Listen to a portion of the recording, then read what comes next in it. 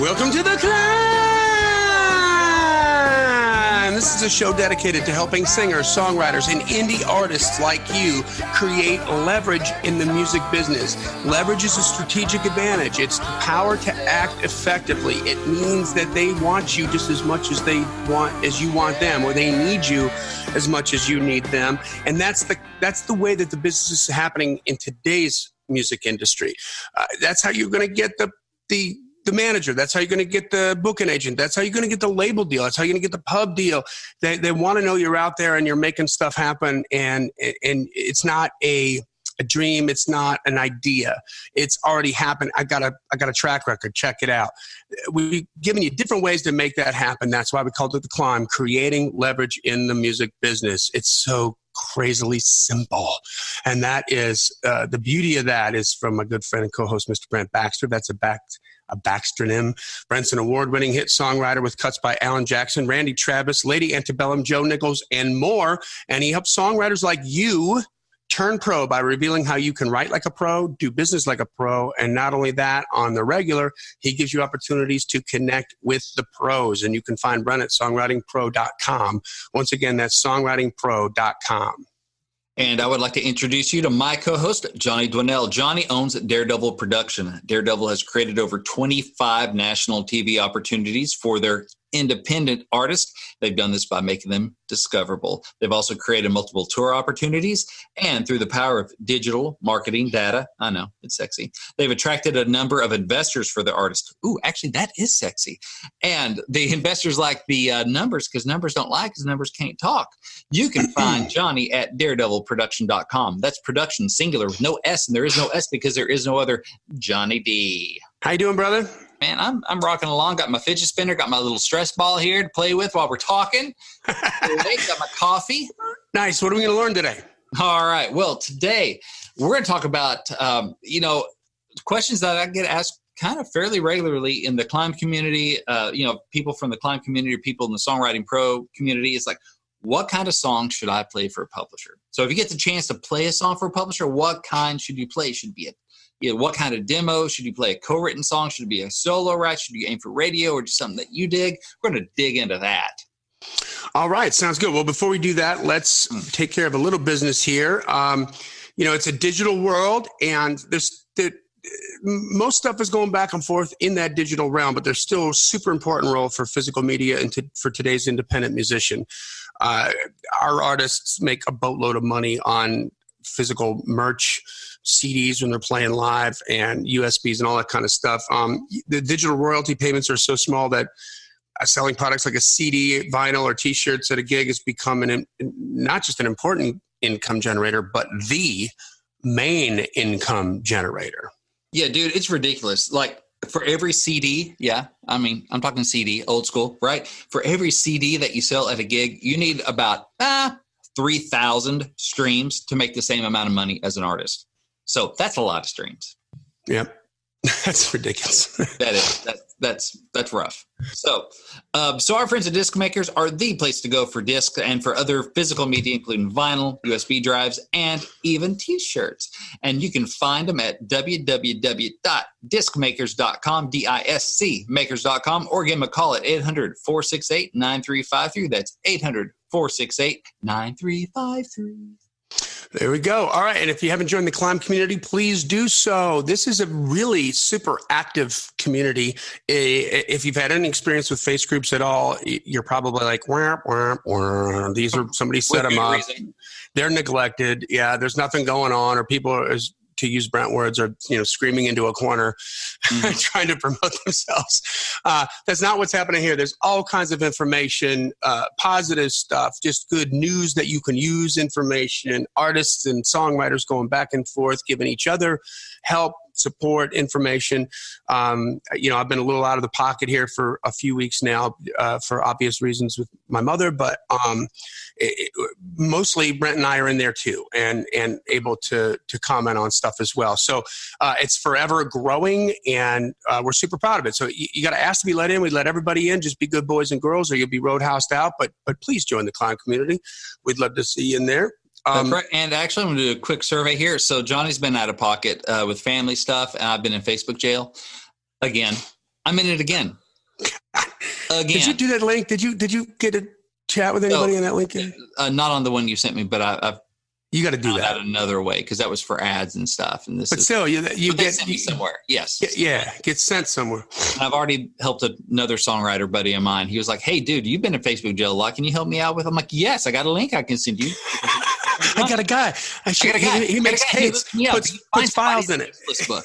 Anyway, so over on the C.L.I.M.B community here, just scrolling down, we have weekly recap from our friends over at Freddie.com, FRETTIE. We have Wordplay Thursday. We're recording this on Thursday, so it's a creative Kickstarter is in this group. So if you get the pen or the pick moving, Chelsea Stallings is helping out, posting the gig alert. So it's a place you can go, hey, you got a gig? You post it under that, let people know where you're playing. Let's see. Johnny's posted some helpful stuff, social shares. We got Wade Sutton, our buddy over at Rocket to the Stars, posted about a really cool hack that you can get you can add one of your songs to your personal Facebook page so it appears just below your profile picture. Seems like a cool, helpful hack. And so our buddy Wade adds a link there so you can do that. So just helpful stuff in there and stuff. And that's just this week. That's this week. Like scrolling through the top little part of it. So yeah. So that means it's really like just maybe the last day or two. So lots of content going on there. Subscribe to the podcast if you haven't done so already. Wherever you like to listen to podcasts, then all the episodes immediately come in automatically and in order. You can consume them as you wish. Leave a 5-star rating and review. Tell everybody else what you think about it. And that's honestly the best way that you can tribute. What's the word I want to use? Attribute Brent and I is tell somebody about it. If there's an episode that really hit you in the feels, that you had an epiphany, the aha moment, something like that, then tell somebody, post it on your social media with a link. Tell your friend, hey, you gotta check at least 2 of these episodes out, and then there's a whole bunch of information here that can tremendously help you. So that we appreciate that to the end of to the moon and back, to the end of the earth and back. All right. So what kind of songs do I need to be presenting to a publisher? Well, it's cool. We have a couple different theories on this. I've talked to a couple different publishers on this. So let's dive into that here. Let's see. All right. So a little while back, we had a Play for Publisher event that Songwriting Pro hosted. It was with Chris Oglesby from BMG Chrysalis. And so this was about 2 years ago, something like that. I've been doing these for a while, but something he said was on topic here. Then I have a newer bit of info from a Know the Pro event we just had at Freddie's. So Chris said, and this basically paraphrasing about this question, like what kind of songs should I play for a publisher? And he said, play songs for publishers that you love. Don't just play what you think the publisher will love. After all, you don't really know the publisher's personality, and you don't know them, or you don't know them personally. So you don't really know what they're going to like because you don't know them, right? So songs that you love, though, they tell the publisher a lot about you, and that's valuable. So instead of aiming at what you think they'll like, Chris is saying, bring it something that you love. That way the publisher can get to know you. And I think that has a lot of value to it. I think so too. I mean, what popped into my head as soon as you said that was how, I'm sure we've talked about it on the podcast. I know we've talked about it off the podcast, but when you do those Play for Publisher events and you have a certain publisher, you get 250 songs and you're having to listen to every single one and pick the top 10, but you're curating for that publisher because you know that publisher, right? You know what that publisher likes, what they lean towards, what sort of gets them excited. So if you're getting a first publishing appointment, a first meeting, and you don't know the publisher, that makes all the sense in the world. Like, why would you want to guess? Why would you want to go into a room with some material that you're guessing on who would like? Because I would imagine, Brent, that out of those 250 songs, there might have been a couple had it been another publisher that would have made the top 10, right? It might be, or because really the way I look at it is largely what I think Chris is looking at. Like, I think publishers are looking for more than just a great song. They're looking for a great songwriter. Yeah. And they want to get to know you. Like, is there something of you in here? What do you have to say? Like Tim Hunzy, buddy, he's a publisher. He talks about, I want to find writers that have something to say. And of course they want to work with writers. They're going to write radio hits and make a ton of money, but what's the special sauce that's going to make your song different and tasty? And I think when you bring in something that you love, that shows you, because what do you want? You want a relationship with this publisher, right? And if you're falsely representing yourself, but it's like, man, I got a couple songs that I think are just really radio, and I hate them, but because I hate radio, but I think the publisher likes it, don't make some money. So, or it's like, I don't love this one, but man, it just feels like it's what the market wants, my view of what the market wants, and I'll play that. And instead of this really cool, different stuff or whatever that I write, that I love. I think, so basically what Chris is saying is play what you love. So I get to know you. Focus on creating, don't walk into the meeting focused on trying to get a cut. Right. Walk into the meeting focused on trying to create a relationship and trying to demonstrate that you're a good songwriter. Yeah. And that's what I look for with the play for publisher is, there are plenty of, or a handful of songs anyway, that come through that are just like right down the middle, safe as they can be, feel like radio.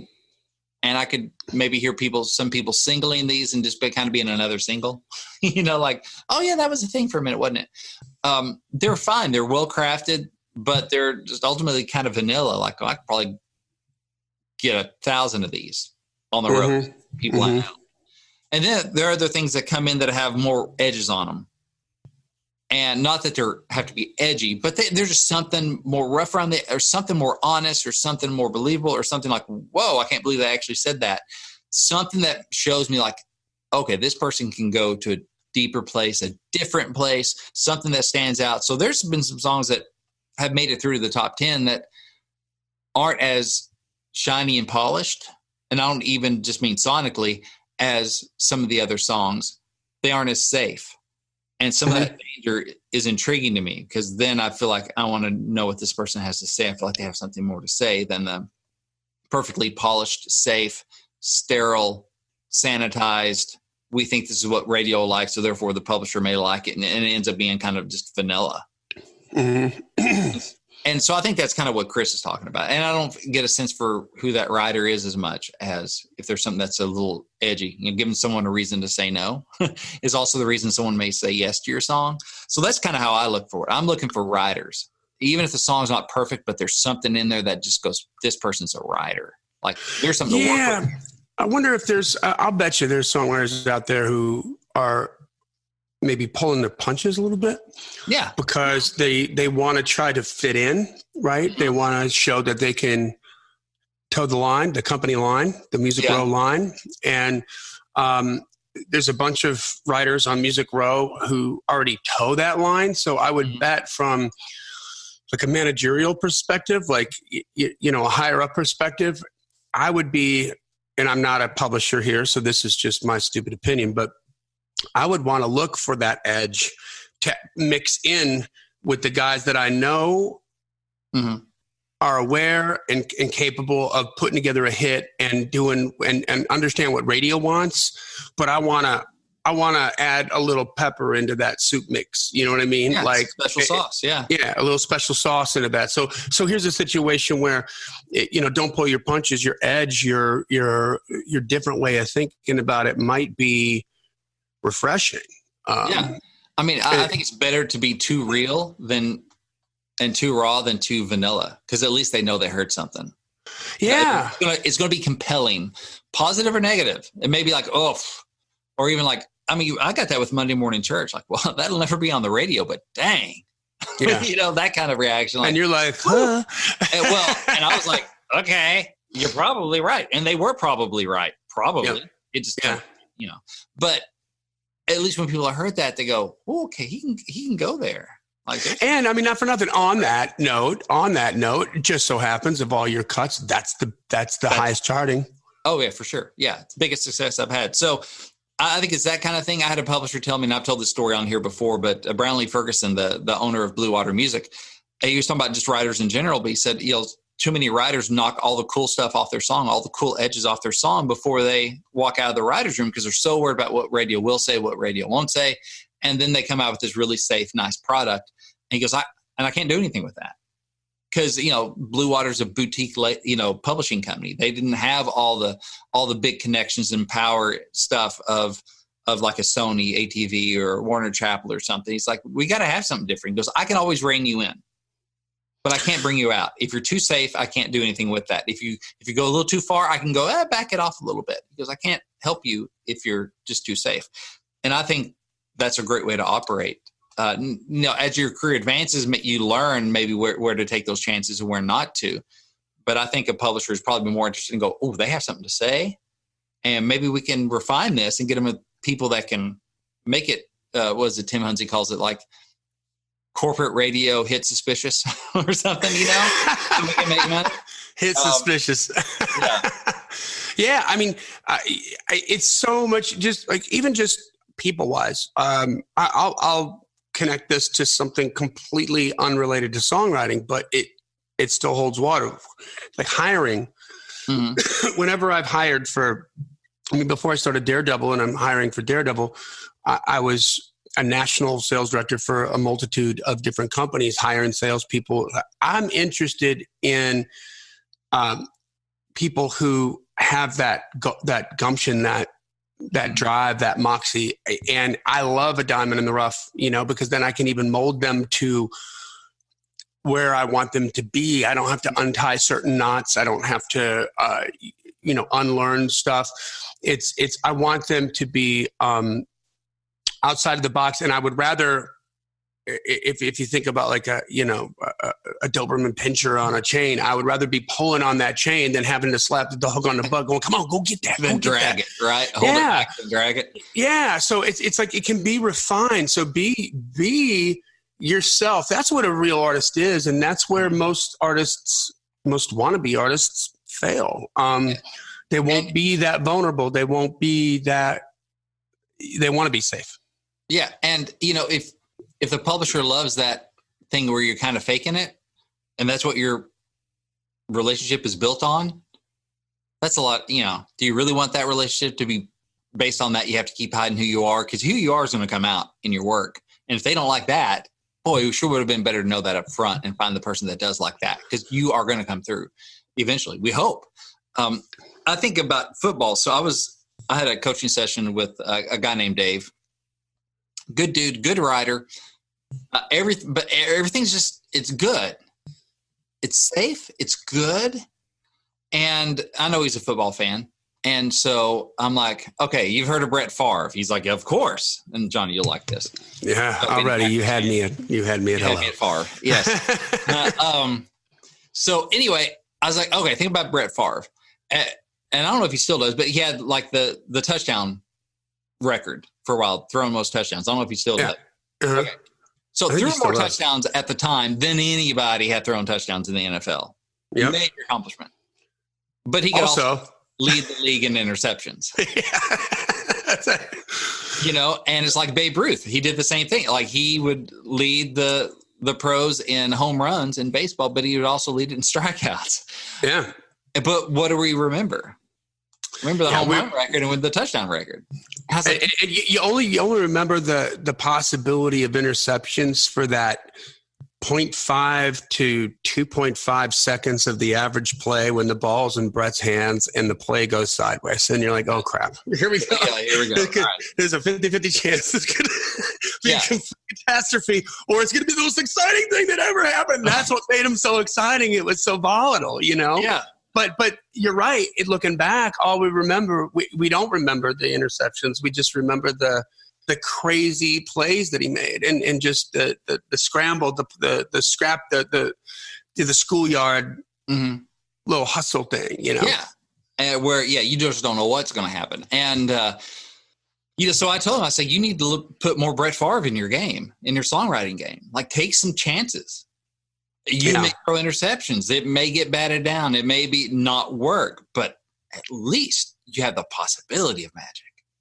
I was thinking about, I kind of brought up this in a different conversation, but we had I told you we had that meeting with Lonely Highway yesterday.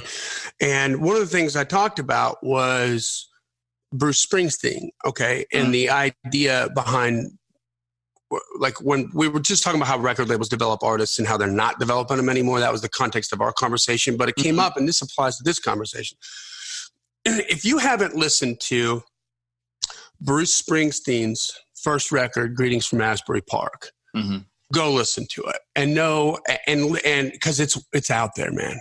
You know, it is not what because you know Bruce Springsteen from all the Born in the USA, you know, and Born to Run and all that. But you can see how the label saw him as a diamond in the rough and then developed him into a songwriter. And that's not to take anything away from Bruce. I mean, he had to go through the journey. But know this, when he handed that record in, Clive Davis sent it back and said, I can't put any of this on the radio. And you need to write me a couple radio songs or I can't promote it. And so literally in a short amount of time after he spent, I don't know how long trying to write that record, he came up with Blinded by the Light. And what was the other big early hit that like Patti Smith had a hit with it? It's covered a lot. I still can't remember that. But anyway, the two songs that were on the radio, they weren't hits. The record pretty much bombed, but the critics loved it. And it wasn't until Manfred Mann, if you know Blinded by the Light, you probably know Manfred Mann's version. Blinded by the light, wrapped up like a deuce, another road. And he made that a pop hit, a number one hit, which probably saved Bruce's career. But listen to that first record because you can see where he went. He stuck out like a sore thumb as a writer, and he had all this sort of weird way of putting stuff together. It was very cerebral and blue collary and stuff like that. But there's no hits on that record, man. And then think about the songs that you know well from Bruce Springsteen, and you can see how he made that arc, right? How he learned, but he got noticed because of that. And you listen to that and you're like, how the hell did they think this guy was a songwriter? I mean, he's in as far as like, and I'm just speaking in the framework of pop, commercial pop, of commercial music. Cause this isn't commercial. This is like real artsy fartsy, like, everybody's going to snap their fingers and it's not a question of quality. It's just quality within the realm of what you're trying to do. Yeah. So, I mean, so like just for a reference point, I think this is a great little artist date with yourself, right? You go listen to that record, listen to it, and then be like, okay, use that as the validation and the, what's the word I want to use? The permission for you to do whatever the hell you want to do and be edgy and be out there and write about that real stuff. Yeah. And, and then we had a Know the Pro event on Frettie.com, Frettie, with our buddy Tim Hunzy, he's a music publisher in town. And that was one of the questions about what kind of songs should people play if they get a meeting with someone such as yourself. Should they play what they think radio wants? Should they play what they think you want? Or should they just play something they love? And he was more balanced on that than, say, Chris was. Chris was like, play me something you love so I get to know you. And Tim's like, yeah, but also you should show that you have an idea of where the market is and what radio wants. Like you should show an awareness, which is a professionalism, is kind of how I take it, is yes, but balance that. Like, I want to know you have an idea that you want to write stuff that I can do something with.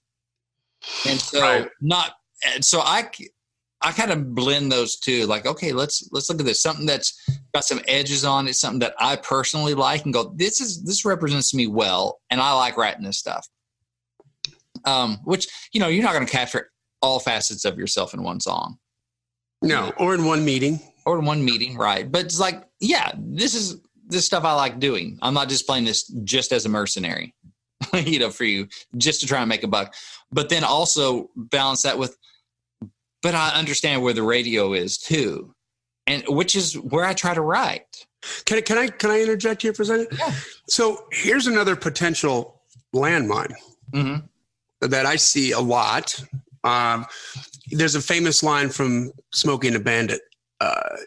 where they're out of the car, they're on that little bridge, they're just about to have their kiss, right? And she's like, have you ever heard of Elton John? And he's like, no. And she's like, she names a couple other like rock pop artists, and he's like, you ever heard of Brenda Lee? And then he's like asking her, you ever heard of Brenda Lee? She's like, no.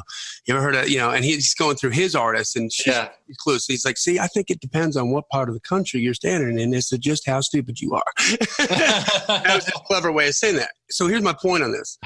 Man, your understanding of what's happening in radio is very possibly not accurate. For a number of different reasons. I'll tell you this, like when we first got out on the road, when I was an artist, we grew up in the Milwaukee radio market. Mm-hmm. For whatever reason, Milwaukee radio loves Rush, right? Mm-hmm. So we love Rush. Mm-hmm. And we could play Rush, which was something most bands couldn't do back then because the musician level was super high. Right. And so we had put together a Rush medley. Right, that was like our muscle flex. Yeah, like it went from Hemispheres all the way up to Power Windows, and it had like YYZ in its entirety and La Villa Strangiato in its entirety, and we could nail the fire out of that. And when we played it in Milwaukee, it killed. Like people loved it, and then we played it in Nebraska, and it was like tumbleweeds. Like what the hell are you playing? They didn't hear. That wasn't their experience. They're not as familiar with Rush as we were because they're in a different radio market. Here's another example. So I'm operating. You have to understand. You have to be aware, like where you're at. Like you better make sure that number one, you're getting an accurate representation of what's happening in the whole country. Mm-hmm. Right. Otherwise, you might go into a meeting thinking if you're trying to aim for what you think radio should be, that would be the equivalent of me going in with a Rush song and them going, "What the hell?" Well, yeah. This ain't going to be on the radio. You're Milwaukee, aren't you? Yeah, exactly, right? Yeah. I remember like Tanya Marie Harris. It was an artist we work, an incredible artist in Canada. Cut a song of mine, thank you. That's right, cut a song of yours. And when she first came down, she was wanting to do the Angry, because that was right when Carrie Underwood came out with Before He Cheats. Before He Cheats. So all of a sudden, the Angry Ex-Girlfriend thing was real hot. But by the time she got to us, now she's also in Canada, right? So it's not as they don't have their finger on the pulse of what's happening in Nashville. I mean, they get the singles from Carrie Underwood and Tim McGraw at the same time we do, but they also have their own flavors and their own stuff mixed in as well. But yeah, it is. It's its own. So here's a normal thing, like just from a producer industry standard, what you love. By the time it's gotten that popular and by the time it's been around that long, like what you love could very possibly be played out. And that was what happened. So she came down, she wanted to do the Angry Ex-Girlfriend thing. And we're kind of like, okay. And, Kelly and I were both like, but that's already done, like she's already been done. We don't like, how are we going to direct her to do, to capture her talent, but to not want to hang her hat on this because nobody's going to even care about this. And so then really we brought up just kind of who she was. She had just had a baby. And so we're like, you're happily married and you have a baby. Do you want to be doing like drinking songs and Angry Ex-Girlfriend songs? And she's like, oh, I never even thought about it that way. We're like, yeah, like crisis averted, right? Yeah. So we did. So we kind of scratched the itch she wanted to scratch with your song because that was a third party thing where she third person story. And third person thing, and it wasn't there. But here's a situation where they're still spinning that song in heavy rotation up there, and so she still feels like it's done. But that ain't gonna fly down on Music Row because we're past that already, know. So the danger is if you think you know what radio wants, you better darn well make sure you know what radio wants, because if you're coming through the rose-colored glasses of your specific marketplace and that's it, and you're not looking at the Billboard charts and you're not looking at what's going on everywhere else, if you're not a student of that game, but just be yourself. Be yourself. And so that's a good point. So I think of Carthage, Missouri, my wife's hometown.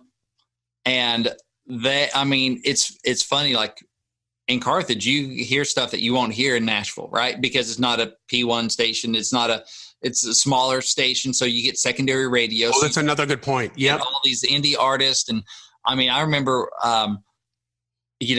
when I met my wife and her brother, Matt Klein, that's how I met her, he had these, cassettes of like Smoking Armadillos, which was like a Texas, Oklahoma band that had one little song on radio.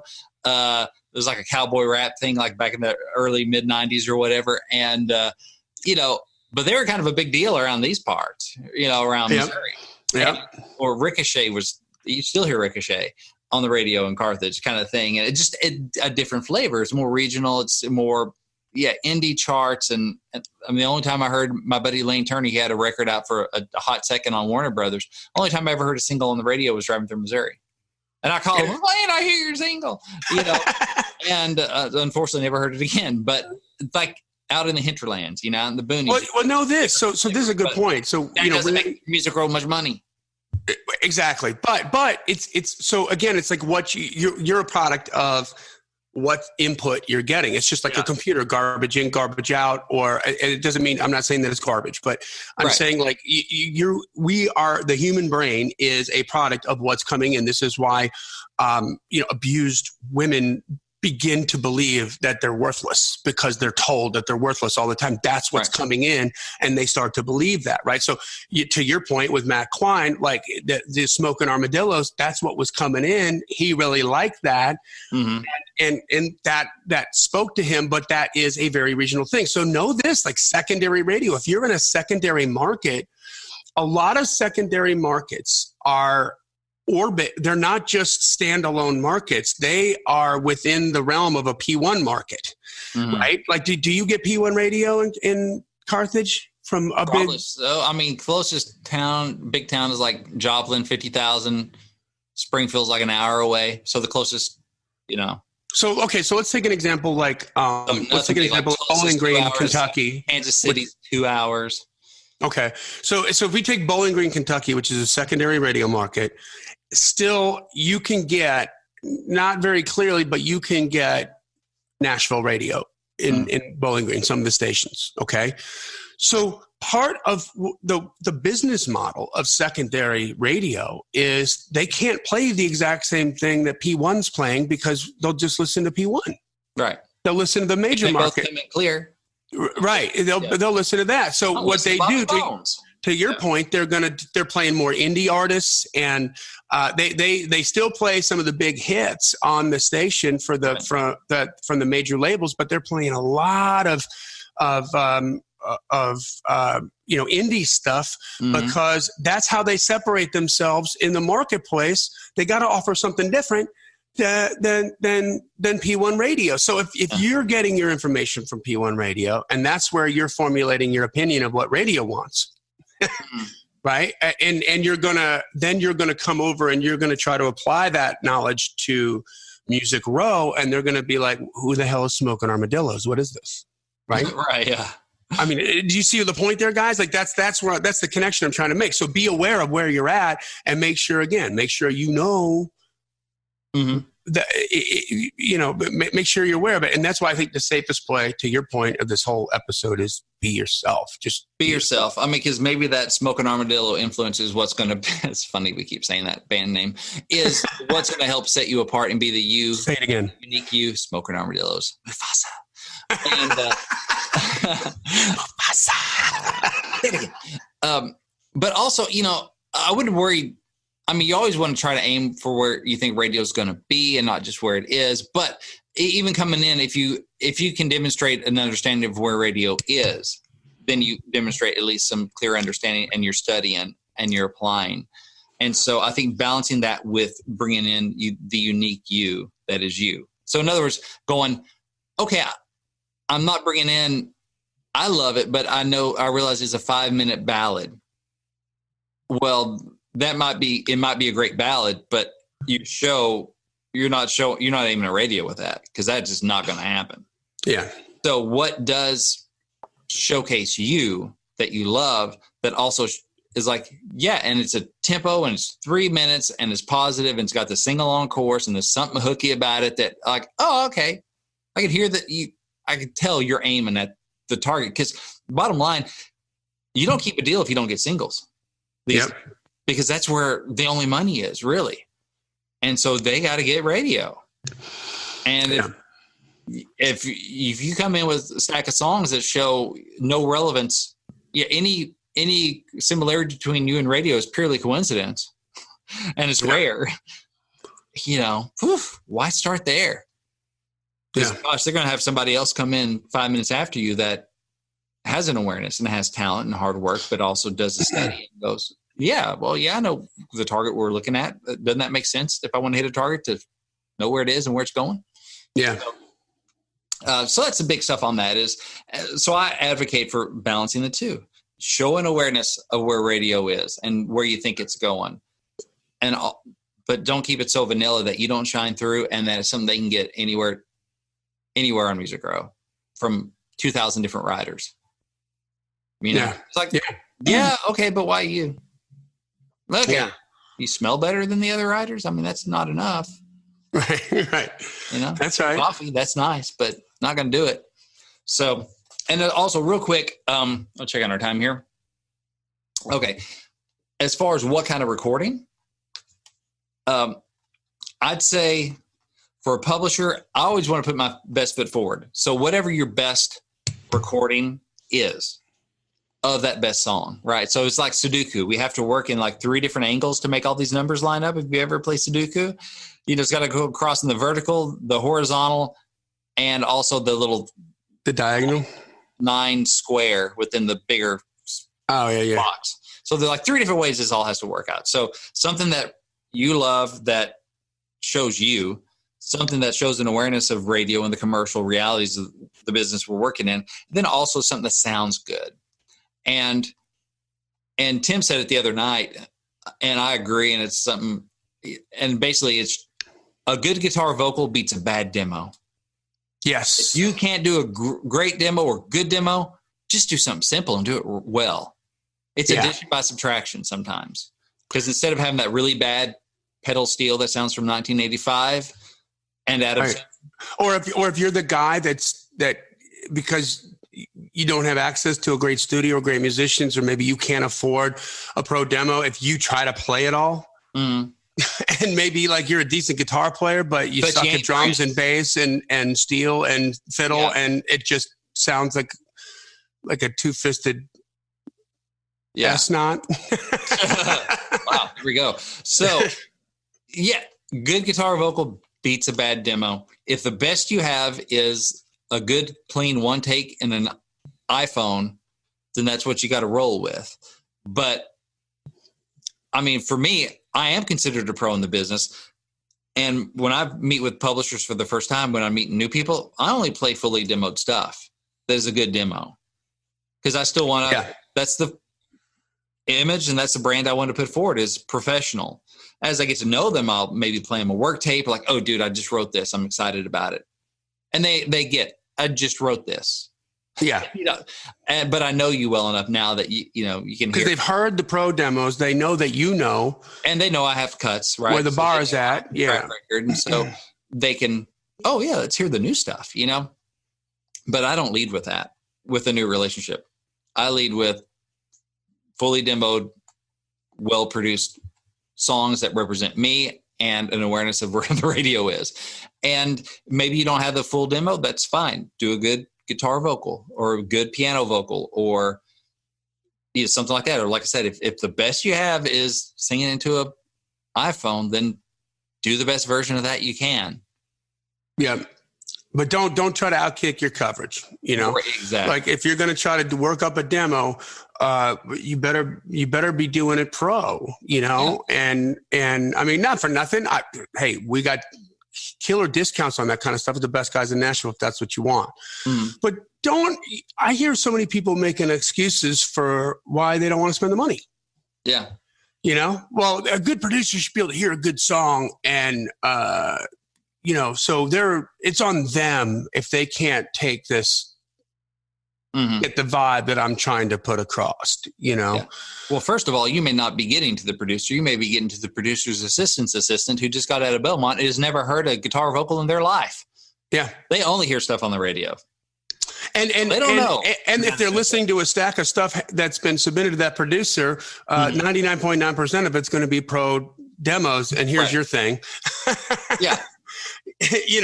So yeah, all that needs to be taken in. And, and here's one thing too. If you're if you're playing for a publisher and you play them, your song that's fully produced and it's a bad song, just like, if you play a good song and it has a good demo, you look like that much more of a professional. Like maybe the song's not 100% there, but it's all right, but it sounds good. Okay. You understand, you can take it from start to finish. If it's a great song, that's even better because they're like, I got something I can pitch today. Best case scenario, right? But if it's a bad song and you demo it, they go, wow, they spent money on this. They don't even know it's a bad song. Yeah. Like they don't even know that's not worth the money. And you end up looking more of an amateur.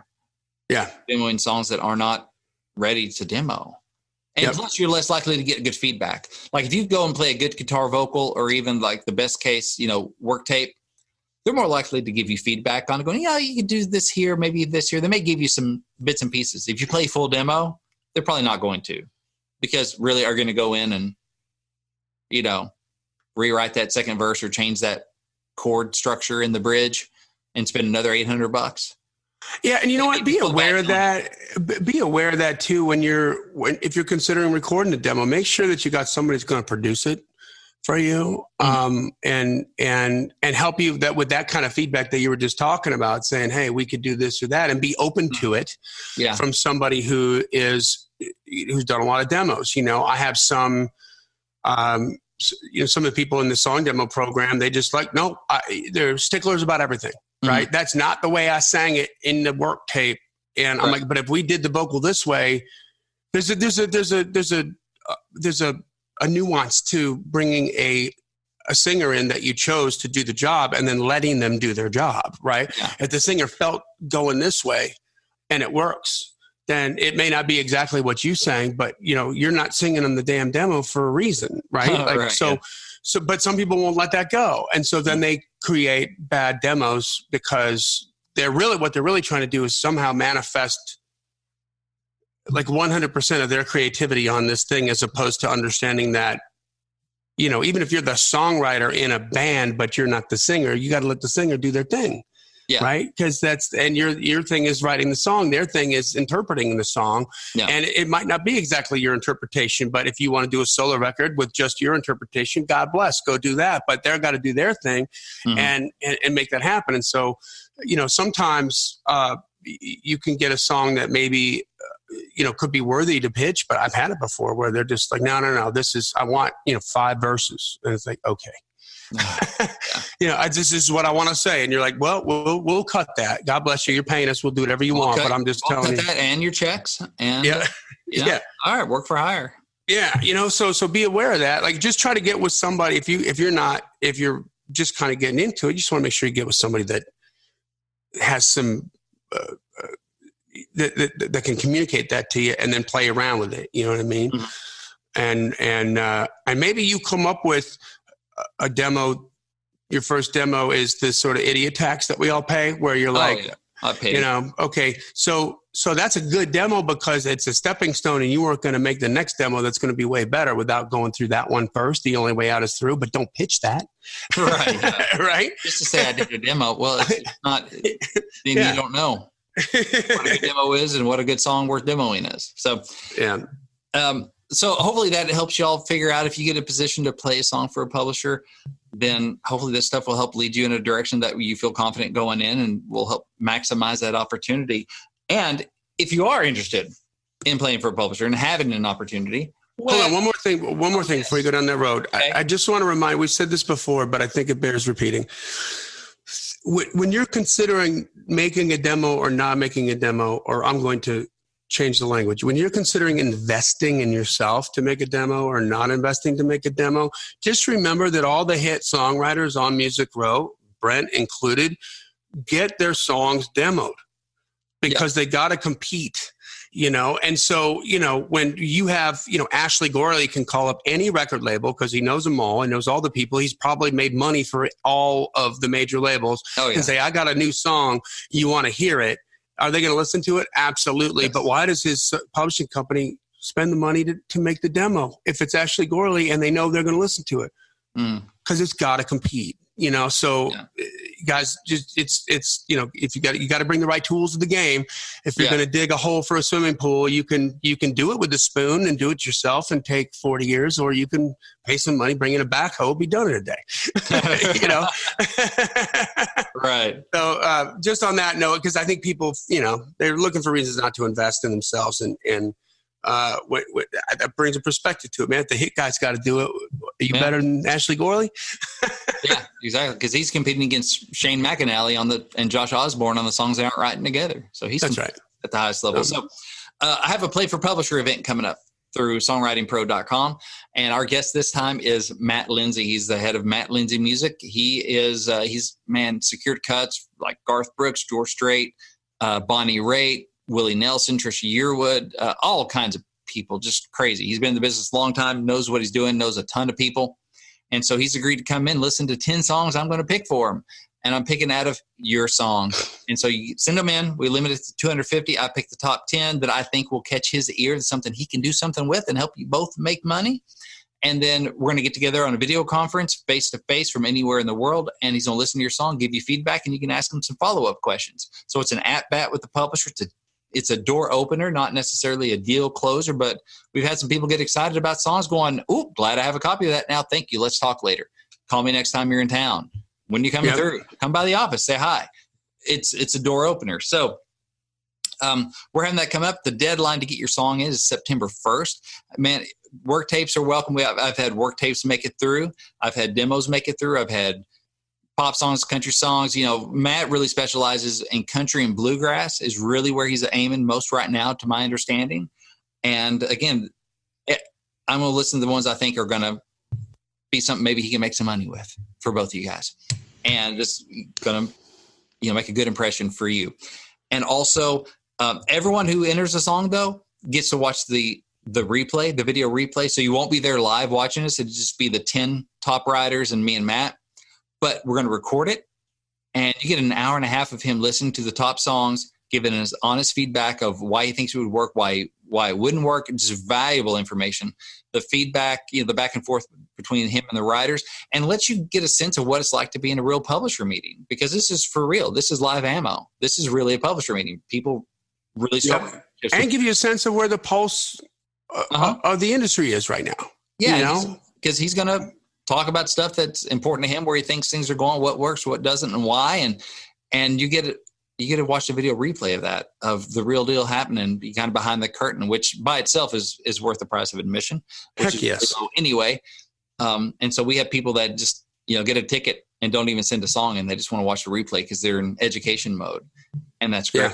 Yeah. So the way to find out more about that is to go to giftfrombrent.com and download my free ebook, Think Like a Pro Songwriter, and it gets you on the Songwriting Pro Insiders list. And that way I send you the details about this. And we do these quarterly. So if you're listening to this in the future, I probably have another one right around the corner. And so you'll be on the list to get information about that. And hey, I want to help you write like a pro, do business like a pro, and connect to the pros. And this definitely falls within connect to the pros.